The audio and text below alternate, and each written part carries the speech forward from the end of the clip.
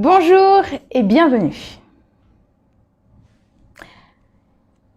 Nous allons décrire ce sur quoi nous sommes et ce sur quoi nous travaillons avant de commencer le sermon. La scientologie est la science qui consiste à savoir comment savoir les réponses. C'est un système organisé d'axiomes et de procédés qui résolvent les problèmes de l'existence. Un scientologue est un spécialiste du domaine spirituel et humain. La scientologie est organisée du point de vue de l'esprit. Elle contient une définition précise et utilisable de l'esprit.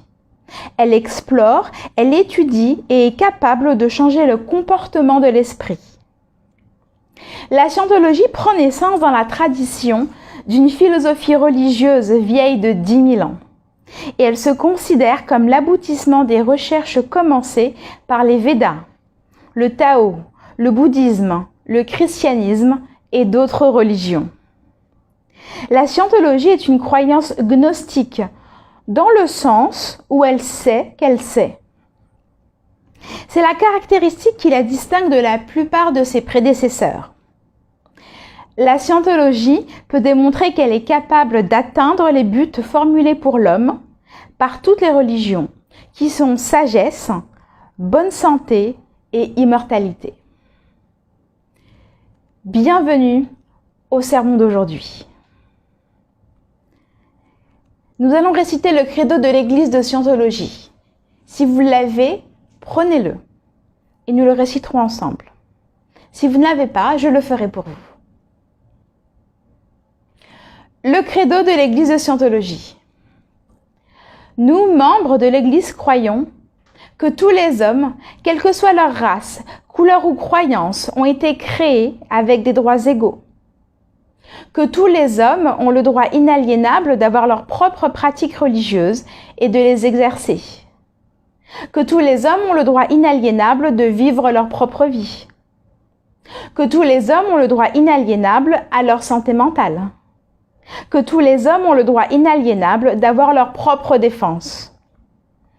Que tous les hommes ont le droit inaliénable de concevoir, choisir, assister ou soutenir leurs propres organisations, églises et gouvernements. Que tous les hommes ont le droit inaliénable de penser librement, de parler librement, d'écrire librement leurs propres opinions et de se prononcer. D'écrire ou de s'élever contre les opinions des autres. Que tous les hommes ont le droit inaliénable de créer leur propre espèce.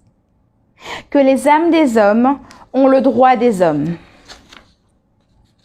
Que l'étude du mental et la guérison des maladies d'origine mentale ne devraient pas être séparées de la religion, ni tolérées dans les domaines non religieux.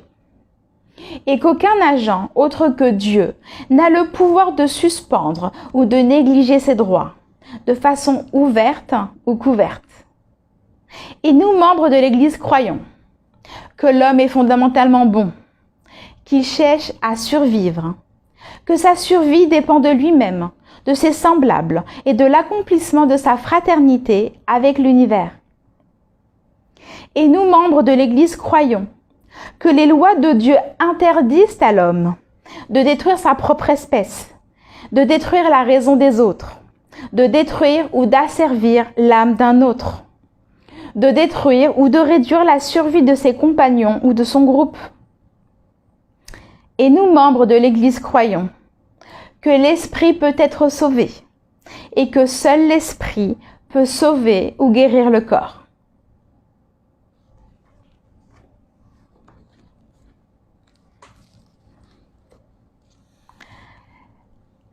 Maintenant, je vais vous lire l'intégrité personnelle de L. Ron Hubbard.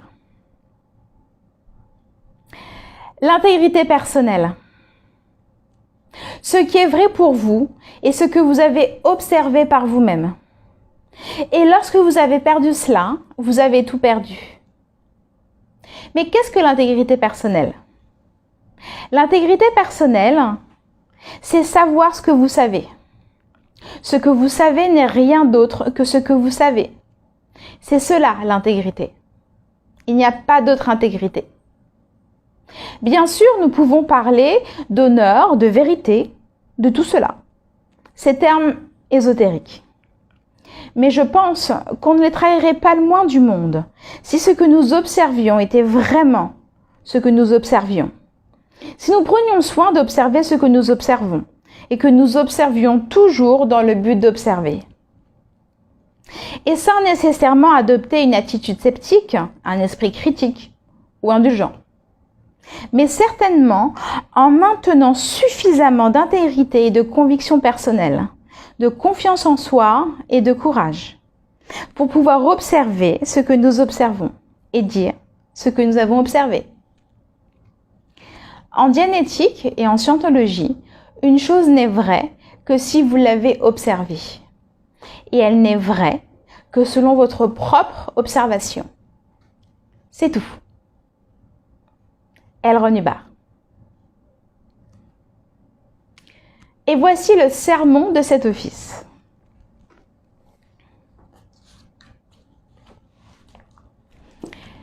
La mission de la scientologie.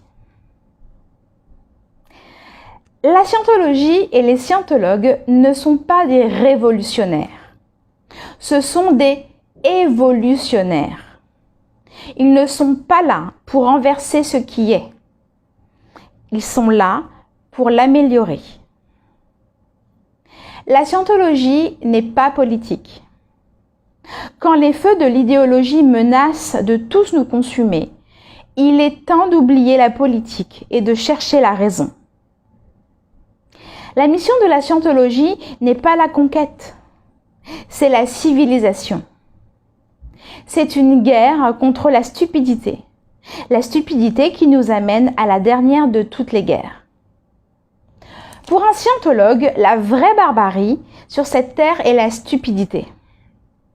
Ce n'est que dans le noir fumier de l'ignorance que les conflits irrationnels des idéologies peuvent germer. Gouverner, pour un scientologue, est une affaire de raison. Et tous les problèmes de gouvernement peuvent être résolus par la raison. Peut-être pouvait-on se permettre, naguère, d'exploiter l'ignorance au nom d'un profit imaginaire. Peut-être, naguère, l'étude du mental et de la raison n'était-elle qu'un moyen d'occuper un après-midi d'été. Et peut-être que, naguère encore, l'un d'entre nous pouvait se permettre l'irresponsabilité et la haine. Mais c'est de naguère dont il s'agissait.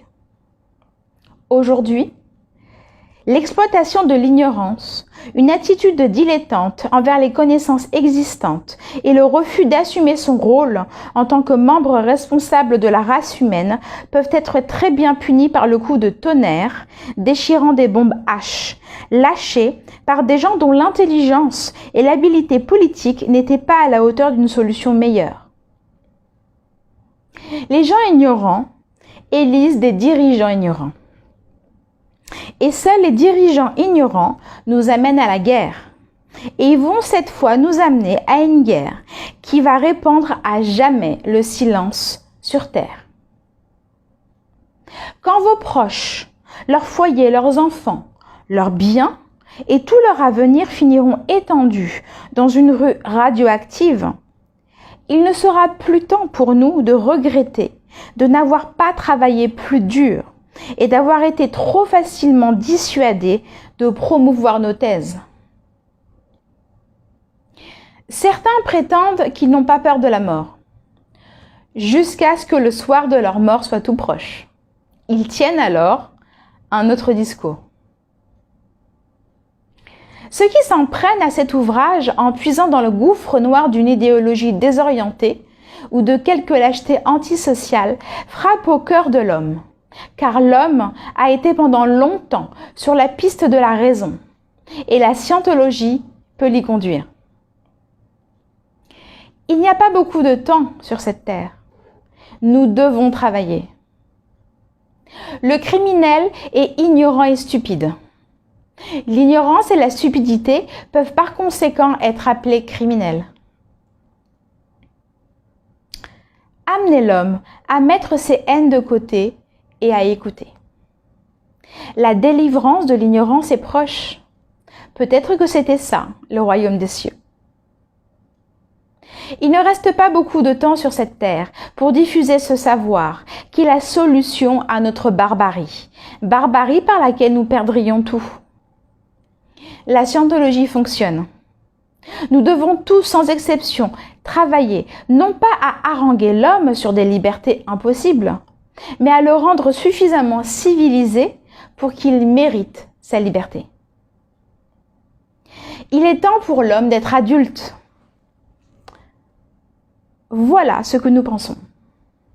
Car il n'y aura que des pleurs la nuit où l'arme la plus féroce et la plus définitive qui soit, la bombe H, servira les intérêts de l'ignorance, des discordes, des haines et de l'exploitation. Laissez à chacun sa religion. Laissez à chacun ses opinions politiques. Laissez à chaque nation sa souveraineté. Et apprenez à l'homme à utiliser ce qu'il a et ce qu'il connaît pour créer réellement, dans quelque cadre politique que ce soit, une civilisation sur Terre, et ce, pour la première fois. Vous pouvez contribuer à cette mission en devenant un ministre volontaire de scientologie. Lisez et étudiez le manuel de scientologie. Vous y trouverez les méthodes pour améliorer n'importe quel aspect de la vie. Et vous pourrez jouer votre rôle pour aider l'homme à grandir et à créer une véritable civilisation.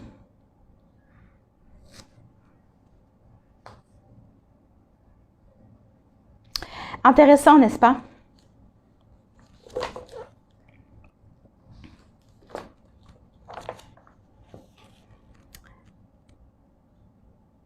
Maintenant, nous allons faire la prière de scientologie pour la liberté totale. Puisse l'auteur de l'univers donner à chaque homme la possibilité de parvenir à la compréhension de sa nature spirituelle. Puisse notre conscience et notre compréhension de la vie s'agrandir, afin que tous puissions découvrir l'auteur de l'univers. Et puissent d'autres aussi atteindre cette compréhension qui mène à la liberté totale. En ce moment, nous pensons à ceux dont la liberté est menacée, à ceux qui ont souffert d'emprisonnement à cause de leurs croyances, à ceux qui ont été asservis ou martyrisés et à tous ceux qui se font brutaliser, piéger ou attaquer. Nous prions pour que les droits de l'homme soient préservés, pour que les peuples puissent croire et pratiquer leur foi librement, afin qu'à nouveau la liberté règne dans notre pays. Libérés de la guerre et de la pauvreté et du besoin, libres d'être, libres de faire et libres d'avoir. Libres d'utiliser et de comprendre le potentiel de l'homme, un potentiel d'origine et de nature divine. Et libres de parvenir à cette compréhension et cette conscience qu'est la liberté totale. Dieu fasse qu'il en soit ainsi.